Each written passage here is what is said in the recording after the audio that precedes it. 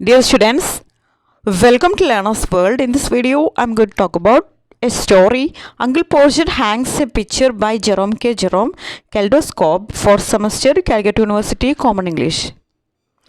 Jerome K. Jerome was a famous humorist and writer well known for his comic novel Three Men in a Boat, published in 1889. Jerome K Jerome അദ്ദേഹം ഒരു ഹ്യൂമറിസ്റ്റാണ്, റൈറ്ററാണ്. അദ്ദേഹം അറിയപ്പെടുന്നത് അദ്ദേഹത്തിൻ്റെ ഒരു comic നോവലായിട്ടുള്ള three men in a boat, ആ ഒരു വർക്കിലാണ് അദ്ദേഹം ഫേമസ് ആയിട്ടുള്ളത്. It published in 1889. Uncle Portia hangs a picture is taken from the novel Three Men in a Boat.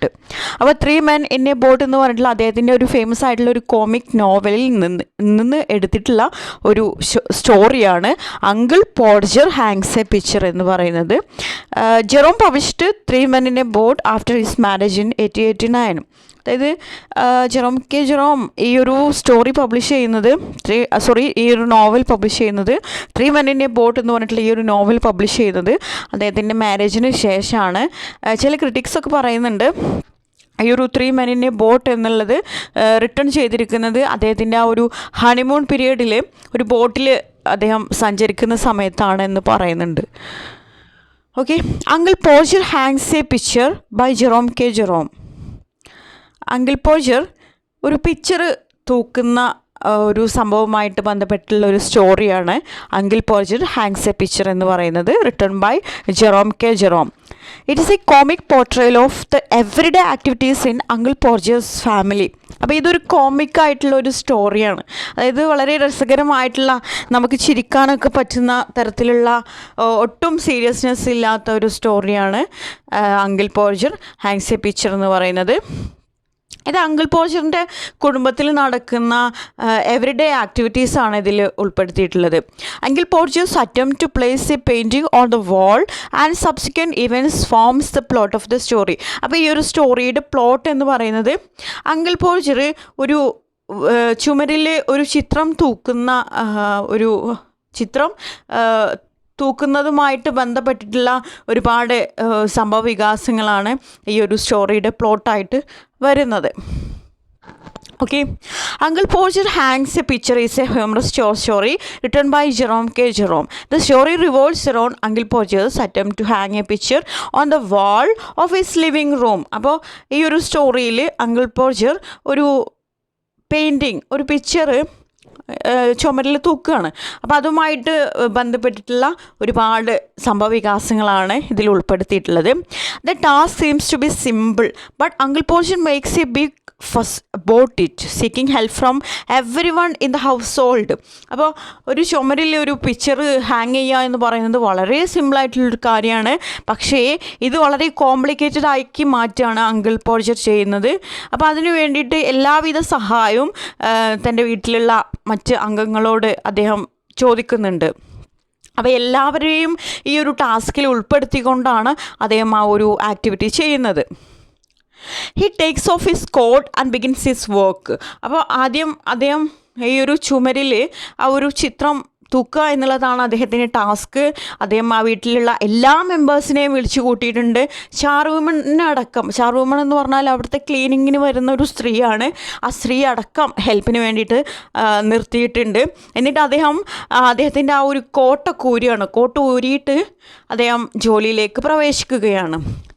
He sends the girl to buy nails and a boy after her to tell her what size. അപ്പോൾ അദ്ദേഹത്തിൻ്റെ മകളെ nails, അതായത് ആണികൾ വാങ്ങാൻ വേണ്ടിയിട്ട് കടയിലേക്ക് പറഞ്ഞയക്കുന്നുണ്ട്. തൊട്ടു പിറകെ തന്നെ അദ്ദേഹത്തിൻ്റെ മകന് ആണിയുടെ സൈസ് പറഞ്ഞു കൊടുത്തിട്ടില്ല ആ ഒരു പെൺകുട്ടിക്ക്. അപ്പോൾ ആണിയുടെ സൈസ് പറഞ്ഞു കൊടുക്കാൻ വേണ്ടിയിട്ട് തൊട്ടു പിറകെ മകനെയും വിടുകയാണ്, ഏത് സൈസിലുള്ള ആണിയാണ് വാങ്ങേണ്ടത് എന്നുള്ളതിന്. Then he orders to bring him hammer, rulers, step ladder, kitchen chair and spit lever from mister goggles. പിന്നെ മിസ്റ്റർ ഗോഗിൾസിനെ ഏൽപ്പിക്കുന്ന ഒരു ജോലി എന്താണെന്ന് വെച്ചാൽ, അതായത് ഈ പറഞ്ഞ സാധനങ്ങളൊക്കെ കൊണ്ടുവരാനാണ്. അദ്ദേഹം ഓർഡർ കൊടുക്കുകയാണ്. ഈ ഒരു ഹാമർ കൊണ്ടുവരിക, റൂളർ, സ്റ്റെപ്പ് ലാഡർ അതായത് കോണി കൊണ്ടുവരിക, കിച്ചൺ ചെയർ തുടങ്ങിയിട്ടുള്ള കാര്യങ്ങളൊക്കെ കൊണ്ടുവരാൻ മിസ്റ്റർ ഗോഗിൾസിനെയാണ് ഏൽപ്പിക്കുന്നത്. ഈ assign Maria to bring picture cord and then show the candle and assign Tom to hand hand him picture but at the very moment the picture falls. പിന്നീട് അദ്ദേഹം മരിയനെ ഏൽപ്പിക്കുന്ന ജോലി എന്ന് പറഞ്ഞാൽ ആ ഒരു പിക്ചർ കോഡ് കൊണ്ടുവരാനാണ് മരിയക്ക് കൊടുത്തിട്ടുള്ള ജോലി. അതുപോലെ ക്യാൻഡിൽ അതായത് മെഴുകുതിരി കത്തിച്ച് കാണിച്ചു കൊടുക്കാൻ, ലൈറ്റിന് വേണ്ടിയിട്ട് മെഴുകുതിരി കത്തിച്ച് കാണിച്ചു കൊടുക്കാൻ ടോമിനെയാണ് ഏൽപ്പിക്കുന്നത്. പക്ഷേ ആ ഒരു സമയത്ത് പിക്ചർ എന്ത് ചെയ്യുന്നുണ്ട്, താഴേക്ക് വീഴുന്നുണ്ട് എന്നാണ് പറയുന്നത്. Uncle Poacher tries to catch it, but the glass comes out from the pitcher and cut his hand, and then the glass is smashed upon the floor. അപ്പോൾ ടോം ഈ ഒരു മെഴുകുതിരിയൊക്കെ പൊക്കി കാണിച്ചു കൊടുക്കുന്നുണ്ട്. അങ്ങനെ ആ ഒരു പിക്ചർ എടുക്കുന്ന ആ ഒരു സമയത്ത് പിക്ചർ താഴെ വീഴുന്നുണ്ട്. അപ്പോൾ അതിൽ ഗ്ലാസ് ആണല്ലോ, ഗ്ലാസ് പൊട്ടിയിട്ട് അത് അങ്കിൾ പോച്ചറിൻ്റെ കയ്യിൽ മുറിവ് പറ്റുന്നുണ്ട്. പക്ഷെ അത് പിടിക്കാൻ നോക്കിയതും ആ ഒരു പിക്ചർ താഴേക്ക് വീണ് ഗ്ലാസ്സൊക്കെ ആകെ പൊട്ടിപ്പോയി എന്നാണ് പറയുന്നത്, ഫ്ലോറിൽ പൊട്ടിപ്പോയി. He shouted at children to give him his handkerchief, but it is not found because it was in the pocket of his coat on which he was sitting. അതിന് അദ്ദേഹത്തിന് അങ്കിൾ പോച്ചറിന് ഭയങ്കര ദേഷ്യം വന്നു. അദ്ദേഹം എന്ത് ചെയ്തു, ഷൗട്ട് ചെയ്തു. എന്നിട്ട് ആ ഒരു കുട്ടികളോട് വളരെയധികം ഷൗട്ട് ചെയ്തിട്ട് പറഞ്ഞു, എൻ്റെ ഹാൻഡ് കർച്ചീഫ് എവിടെ, അതായത് എൻ്റെ കൈ മുറിഞ്ഞിട്ടുണ്ട്, ആ ഒരു ഗ്ലാസ് ബ്രോക്കൺ ചെയ്ത് എൻ്റെ കൈ മുറിഞ്ഞിട്ടുണ്ട്, അപ്പോൾ എൻ്റെ ഹാൻഡ് കർച്ചീഫ് എവിടെയെന്ന് ചോദിക്കുന്നുണ്ട്. പക്ഷേ കുട്ടികൾ അവിടെയൊക്കെ തിരഞ്ഞു നോക്കുന്നുണ്ട്, പക്ഷേ കണ്ടെത്താൻ കഴിയുന്നില്ല അതെവിടെയായിരുന്നു. അതായത് അതേ ഇരിക്കുന്ന ആ ഒരു അദ്ദേഹം ഇട്ടിരിക്കുന്ന ആ ഒരു കോട്ടിൻ്റെ ഉള്ളിലായിരുന്നു ഹാൻഡ് കർച്ചീഫ് ഉണ്ടായിരുന്നത്. അതിന് മുകളിലാണ് അദ്ദേഹം ഇരിക്കുന്നത്. അപ്പോൾ ഹാൻഡ് കർച്ചീഫ് അവിടെ ഒന്നും കാണാൻ കഴിഞ്ഞില്ല. The new glass is brought, but this time he was unable to see the mark he had made. അങ്ങനെ പുതിയൊരു ഗ്ലാസ്സൊക്കെ കൊണ്ടുവന്നു. പഴയ ഗ്ലാസ് പൊട്ടിയിട്ടുണ്ടല്ലോ, അപ്പോൾ പുതിയ ഗ്ലാസ്സൊക്കെ കൊണ്ടുവന്നു. പക്ഷേ അവിടെ എന്താണ് പ്രശ്നം എന്ന് വെച്ചാൽ പഴയ ഗ്ലാസ്സിനൊക്കെ മെഷർമെൻ്റൊക്കെ ചെയ്തിരുന്നു, അതായത് അളവൊക്കെ നോക്കി അതൊക്കെ അടയാളപ്പെടുത്തിയിരുന്നു. പക്ഷേ ആ മാർക്ക് ഇതിന് കാണുന്നില്ല, എവിടെയാണ് ഇത് തൂക്കേണ്ടത് എന്നുള്ള ആ ഒരു മാർക്ക് കാണുന്നില്ല. In an attempt to make measurement, he falls upon the piano. അങ്ങനെ അദ്ദേഹം ആ ഒരു മെഷർമെൻറ്റ് ഒക്കെ ചെയ്യുന്നതിനിടക്ക്, അതായത് അളവൊക്കെ നോക്കുന്നതിന് ആ ഒരു സമയത്ത് അദ്ദേഹം പിന്നെ പിയാനോൻ്റെ മുകളിൽ നിന്ന് താഴേക്ക് വീഴുകയാണ് ചെയ്യുന്നത്. Uncle Poacher involves everyone in the task, including his wife, his son, his daughter, and even the charwoman.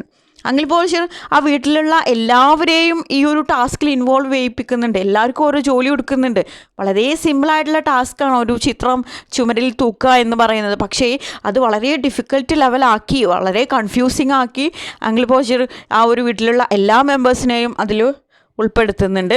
അദ്ദേഹത്തിൻ്റെ ഭാര്യനെ, മക്കളെ, അതുപോലെ ഷാർ വുമൺ എന്ന് പറഞ്ഞാൽ ക്ലീനിങ് ജോലിക്കൊക്കെ ഉള്ള ഒരു സ്ത്രീ ഉണ്ട്. ആ സ്ത്രീനെ each of them tries to help him in their own way, but their efforts are എൻ്റെ making the task more complicated. അതായത് ഓരോ മെമ്പറും അവരുടെ പരമാവധി ഓരോ ജോലി ഏൽപ്പിക്കുന്നത് ഭംഗിയായിട്ട് ചെയ്യാൻ ശ്രമിക്കുന്നുണ്ട്. പക്ഷേ അതൊക്കെ അവരുടെ ആ ഒരു എഫേർട്സൊക്കെ എൻഡ് ചെയ്യുന്നത് ആ ഒരു ടാസ്ക് മോർ കോംപ്ലിക്കേറ്റഡ് ആയിട്ടാണെന്നാണ് പറയുന്നത്. Uncle Poacher himself become increasingly frantic, running around and giving orders to everyone. അപ്പോൾ അങ്കിൾ പോച്ചർ ഈ ഒരു അവസ്ഥയിൽ വളരെയധികം കൺഫ്യൂസ്ഡാണ്, അദ്ദേഹം ഫ്രസ്ട്രേറ്റഡ് ആണ്. അദ്ദേഹം അങ്ങനെ ഓടിക്കൊണ്ടിരിക്കുകയാണ്. എന്നിട്ട് ഓരോ ആളുകളോട് ഓരോ ഓർഡേഴ്സ് നൽകുകയാണ്. നീ ആ ഒരു ലാഡർ കൊണ്ടുവരൂ, അല്ലെങ്കിൽ ഓരോ കാര്യങ്ങൾ ഇങ്ങനെ ഓർഡേഴ്സ് നൽകിക്കൊണ്ടിരിക്കുകയാണെന്നാണ് പറയുന്നത്. Eventually the picture is hung on the വാൾ. അങ്ങനെ ക്രമേണ എന്താണ് ആ ഒരു പിക്ചർ ആ ഒരു വാളിൽ തൂക്കി. But not without some hilarious mishaps, it was still crooked and lopsided. പക്ഷേ ഇപ്പോഴും ആ ഒരു പിക്ചർ നല്ല ഒരു സ്ട്രൈറ്റായിട്ട് ഇരിക്കുന്നില്ല, നല്ല രീതിയിൽ ഇരിക്കുന്നില്ല. അതെന്ത് ചെയ്തിരിക്കുകയാണ്, അതിപ്പോഴും തല കീഴായിട്ടാണ് അവിടെ തൂക്കിയിട്ടുള്ളത്. ലോപ്പ് സൈഡഡ് എന്ന് പറഞ്ഞാൽ തല കീഴായിട്ടാണ് ഇപ്പോഴും തൂക്കിയിട്ടുള്ളത്. Uncle Podger declares that he did it all himself, taking credit for the contributions of everyone else. അപ്പോൾ ഈ പണിയൊക്കെ ഒപ്പിച്ച് വെച്ചിട്ട് അങ്കിൾ പോച്ചർ ലാസ്റ്റ് എങ്ങനെയാണ് ബിഹേവ് ചെയ്യുന്നത്, അതായത് ഇതൊക്കെ ഞാൻ ചെയ്തതാണ് കേട്ടോ എന്നുള്ള രീതിയിലാണ് അദ്ദേഹം ഡിക്ലെയർ ചെയ്യുന്നത്.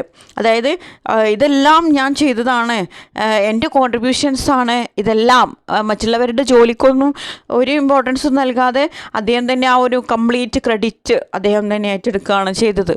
The story is a humorous portrayal of the human tendency to make a simple task more complicated than it needs to B.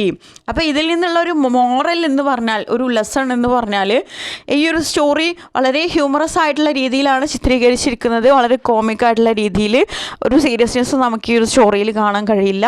അതായത് നമ്മളുടെ ഒരു ഹ്യൂമൻ ടെൻഡൻസി, മനുഷ്യന്മാരുടെ ഒരു അവസ്ഥ എന്ന് പറഞ്ഞാൽ വളരെ സിമ്പിളായിട്ടുള്ള കാര്യമായിരിക്കും. പക്ഷേ അത് നമ്മൾ പെരുപ്പിച്ച് വലിയ കോംപ്ലിക്കേറ്റഡ് ആക്കി മാറ്റുന്ന ആ ഒരു ഹ്യൂമൻ ടെൻഡൻസിനെ ഈ ഒരു സ്റ്റോറിയിലൂടെ ചിത്രീകരിക്കുന്നുണ്ട്. It also highlights the importance of team work and communication. As uncle Podger's lack of these qualities causes ചാവേഴ്സ് ആൻഡ് കൺഫ്യൂഷൻ. അതുപോലെ ഈ ഒരു സ്റ്റോറി അതായത് എന്തിനാണ് ഹൈലൈറ്റ് ചെയ്യുന്നത്, അതായത് കമ്മ്യൂണിക്കേഷൻ്റെ ഇമ്പോർട്ടൻസ് എത്രത്തോളം ഉണ്ട്, ഒരു ടീം വർക്കിൻ്റെ ഇമ്പോർട്ടൻസ് എത്രത്തോളം ഉണ്ട് എന്നുള്ള കാര്യം കൂടെ ഈ ഒരു സ്റ്റോറിയിൽ ഹൈലൈറ്റ് ചെയ്യുന്നുണ്ട്. അതായത് അങ്കിൾ പോർജർ ഈ ക്വാളിറ്റീസ്, ഒരു ടീം വർക്ക്, അതുപോലെ ഒരു കമ്മ്യൂണിക്കേഷൻ, ഇതിൻ്റെയൊക്കെ ഒരു ഗ്യാപ്പ് അങ്കിൾ പോർജറിന് വന്നിട്ടുണ്ട്. അതുകൊണ്ടാണ് ഇത്ര അധികം കൺഫ്യൂഷൻസ് അദ്ദേഹത്തിൻ്റെ ഈ ഒരു ടാസ്കിൽ വന്നിട്ടുള്ളത്. The story has a light hearted tone and is a good example of Jerome K Jerome's comedic writing style. അതുപോലെ ഇത് ജെറോം കെ ജെറോമിൻ്റെ അദ്ദേഹം ഫേമസ് ആയിട്ടുള്ളത്, അദ്ദേഹം ഒരു കോമിക് റൈറ്ററാണ്, ഒരു ഹ്യൂമറസ് ആയിട്ടുള്ള ഒരു റൈറ്ററാണ്. അതിലാണ് അദ്ദേഹം കൂടുതൽ ഫേമസ് ആയിട്ടുള്ളത്. അപ്പോൾ ഈ ഒരു വർക്കിലൂടെ അദ്ദേഹത്തിൻ്റെ ആ ഒരു കൊമേഡിക് റൈറ്റിംഗ് സ്റ്റൈല് നമുക്ക് കാണാൻ കഴിയും. Okay, thank you.